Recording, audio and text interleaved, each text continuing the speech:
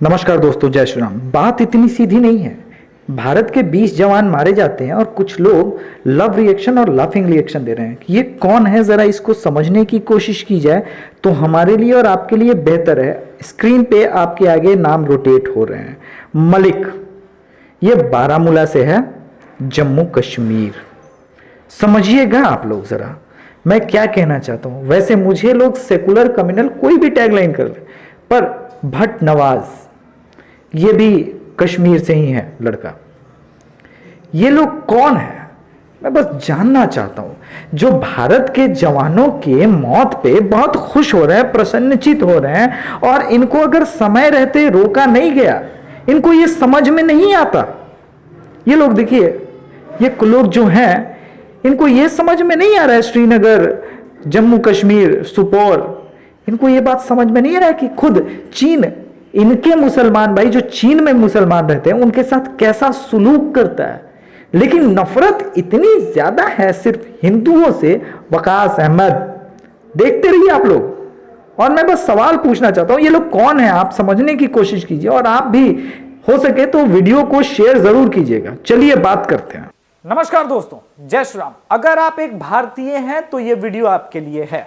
अगर आप ब्राह्मण, हिंदू, कायस्थ, मुसलमान, ईटीसी वीटीसी कुछ हैं तो यह वीडियो आपके लिए नहीं है। आप अभी इसी वक्त इस वीडियो को बंद कर सकते हैं।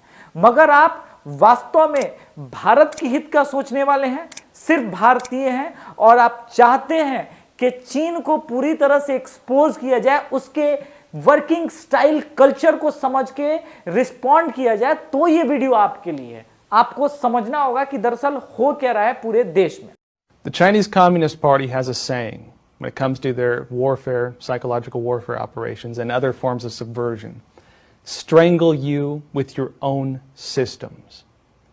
In other words, observing how different countries operate, what is controversial within their systems, how does their system function, how can we use those systems to twist things around, to cause chaos, to mess things up, to use it against them.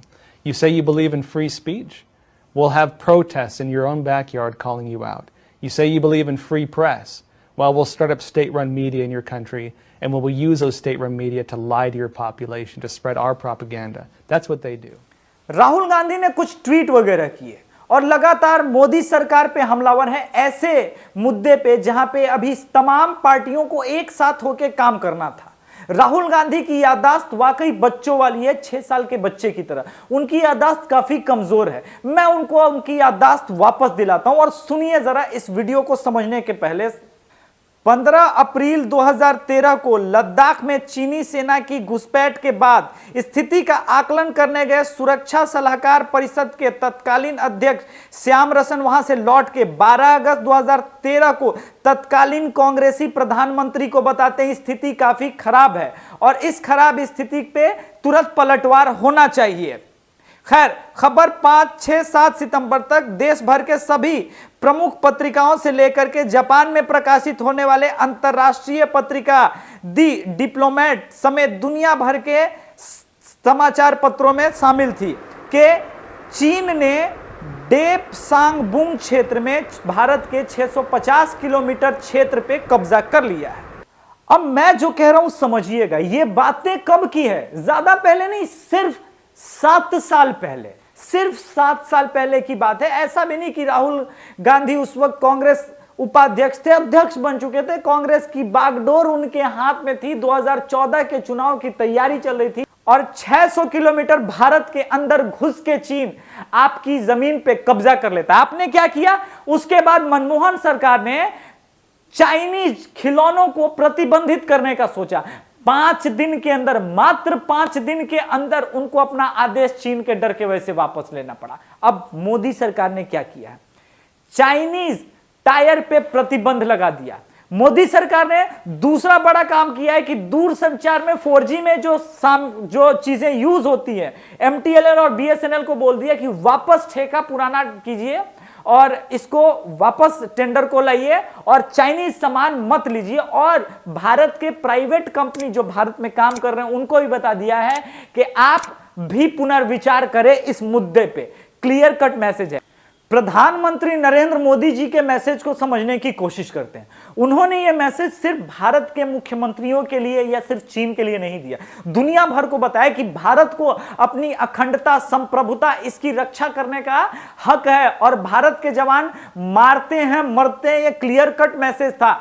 एक photo Taiwan में trend कर रहा है, प्रभु श्री राम खींच के बाण चला रहे हैं, ये फोटो, और बाण चला रहे हैं और ड्रैगन को लग रही है।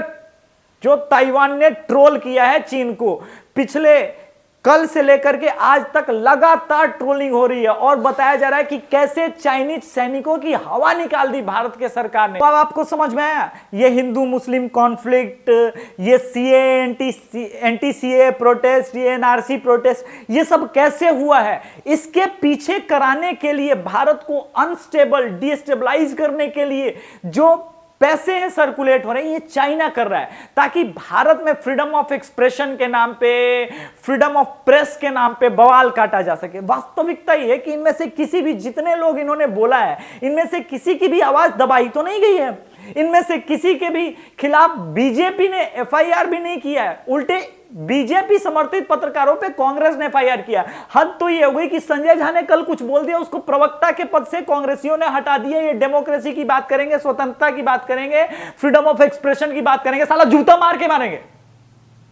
क्या बात करते हो तुम? बात करोगे तुमसे होगा। अब राहुल झूठा एलिगेंस लगाता है कि चीन ने भारत के अंदर घुस के कैप्चर कर लिया। उसके प्रवक्ता कल खुद रिपब्लिक न्यूज पे बोल रहे हैं कि नहीं, राहुल ने गलत बोला है, राहुल को यह बात नहीं बोलनी चाहिए, चाइना भारत के एरिया में नहीं है। 1996 में एक समझौता हुआ था, वो समझौता यह कहता है कि LAC के 2 किलोमीटर उधर और 2 किलोमीटर उधर इवन चाइनीज ट्रूप भी अपने जो है बंकर वगैरह नहीं बनाएगी, वहां पे नहीं आएगी। मामला यहां फंसा हुआ है। चाइना अपनी जो LAC के अपने सरहद के अंदर 2 किलोमीटर आगे बढ़ गई, जो कि नहीं बढ़ना था, नियम का उल्लंघन है, और उस पर पूरा बात फैल रहा है। और यह सब हो क्यों रहा है पता है? इसके पीछे लगातार भारत ने जो कंस्ट्रक्शन की है लद्दाख साइड में, जिससे चाइना की मजबूत स्थिति अब कमजोर हो रही है कि कल को अगर चाइना कोई वार के सिचुएशन में आएगा तो भारत जवाब देने के हालत में होगा। तो पूरे कांग्रेस काल ने 10 साल में किया क्या है? Good for nothing. कुछ सड़क वड़क इंफ्रास्ट्रक्चर बनाया? नहीं बनाया। बीजेपी सरकार आई है तब से बनाया, और यह है उसके असल टेंशन का कारण। दूसरा टेंशन, प्रधानमंत्री ने जब 370 धारा कंप्लीट कराया था, उस टाइम गृह मंत्री का एक बयान था कि क्या बात करते हैं अखिलेश यादव को, क्या बात करते हैं। जब मैं जम्मू और कश्मीर की बात करता हूं तो उसमें POK भी होता है और चीन के अंदर आने वाला हिस्सा भी होता है। यह सबसे बड़ा टेंशन है, क्योंकि अब लद्दाख जो है यूनियन टेरिटरी हो गया है और यह चीन के लिए बहुत बड़ा परेशानी का सबब बना हुआ है। आप समझिएगा बात को। और राहुल गांधी क्यों परेशान है, यह मेरे भी समझ के बाहर है। क्योंकि जब राहुल गांधी खुद सत्ता में थे और चीन को जवाब देना था, तब तो इन्होंने जवाब नहीं दिया।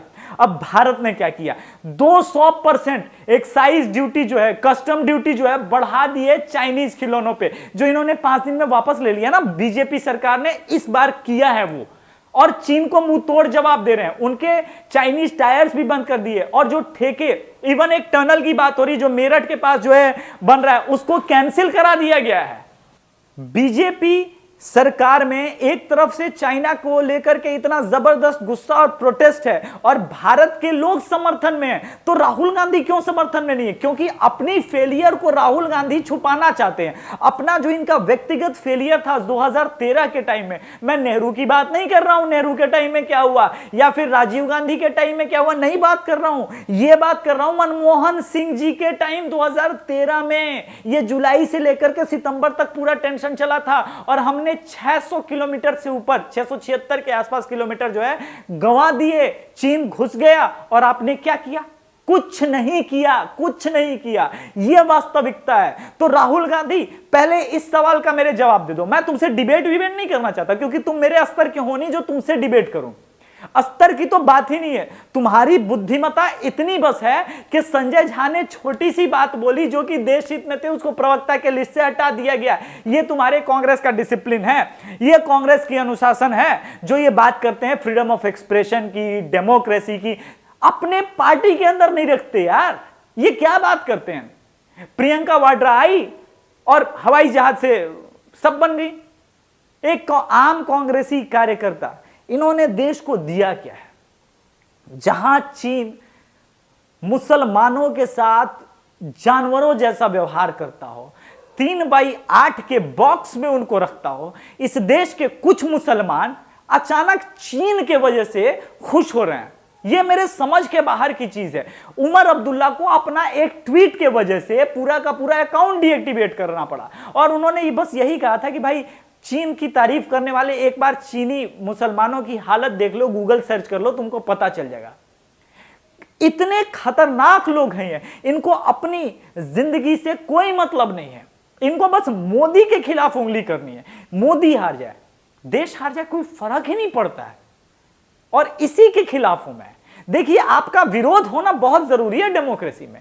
जिस तरह से आप किसी को भक्त कहते हैं ना, उसी तरह से आप अंध विरोधी हैं। आप किसी को अंध भक्त कह के उसको लॉजिक को काट नहीं सकते। उसने जो लॉजिकल आंसर दिया है उसका आप काट नहीं निकाल सकते। मेरा एक सवाल है, उस वक्त 2013 में कांग्रेस सरकार या कांग्रेस तमाम समर्थित लोग ये बात क्यों भूल जाते हैं, जबकि इधर तो अभी 1 इंच जमीन का टुकड़ा भी नहीं गया। ये हुआ क्यों? भारत के 20 जवान क्यों हुतात्मा हो गए, क्यों शहीद हो गए? मैं बताऊं, क्योंकि हमने कहा कि हम 1 इंच अपनी जमीन नहीं छोड़ेंगे और तुमसे लड़ेंगे। और ये तभी बात बढ़ी है। डोकलाम में भी हमने यही किया था। डोकलाम तो हमारा एरिया भी नहीं था, डोकलाम तो एक्चुअली में मैटर भारत का था ही नहीं, लेकिन फिर भी डोकलाम में भारत अड़ गया, क्योंकि वो जानता था अगर डोकलाम तक इसकी पहुंच हो जाएगी तो भारत के हाथ से लद्दाख कभी भी जा सकता है, इसलिए भारत अड़ा।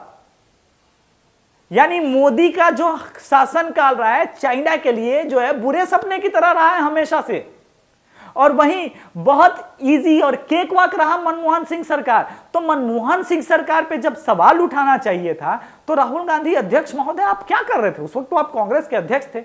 उस वक्त मैं बताऊं आप क्या कर रहे थे?